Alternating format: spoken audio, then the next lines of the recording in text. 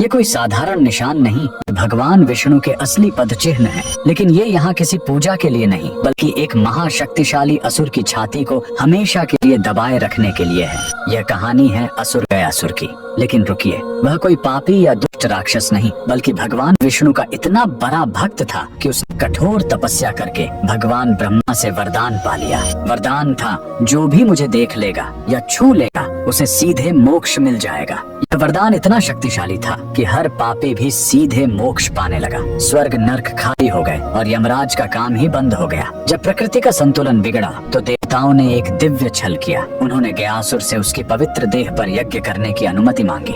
जैसे ही गयासुर लेटा, वह हिलने लगा। तब ब्रह्मा जी ने मृत्यु के देवता यमराज को आदेश दिया कि वो अपने लोक से एक विशाल धर्मशिला लेकर आएं और गयासुर की देह पर रख दें।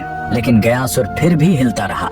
तब उसे स्थिर करने के लिए स्वयं भगवान विष्णु ने उस विशाल धर्मशिला पर अपना दाहिना पैर रख दिया, जो हमेशा के लिए अंकित हो गया। भगवान के स्पर्श से गयासुर खुश था। उसने मृत्यु से पहले भगवान विष्णु से वरदान मांगा, मेरी यह देह दुनिया का सबसे बड़ा तीर्थ बने और जो यहाँ अपने पितरों का पिंड दान करेगा उन्हें सीधे मोक्ष मिलेगा। और भगवान के आशीर्वाद से गयासुर का वही शरीर आज बिहार का पवित्र गया शहर है। और जिस स्थान पर विष्णु ने पैर रखा था, वहीं पर बना है यह प्रसिद्ध विष्णुपद मंदिर। लेकिन रुकिए, इसी मंदिर के बगल में इस फल्गु नदी में कभी पानी नहीं दिखेगा। क्यों? कहते हैं, जब भगवान राम और लक्ष्मण अपने पिता के पिंड दान की सामग्री लेने गए थे, तब राजा दशरथ की आत्मा स्वयं प्रकट हो गई और उन्होंने माता सीता से ही पिंड दान मांग लिया। तब सीता जी ने फल्गु नदी की रेत से ही पिंड बनाए। उनके हाथों में रेत भी अन्न के पिंड के बराबर हो गए और फल्गु नदी एक गाय और एक ब्राह्मण को गवाह बनाया। लेकिन जब राम जी लौटे तो उन्हें इस बात पर विश्वास नहीं हुआ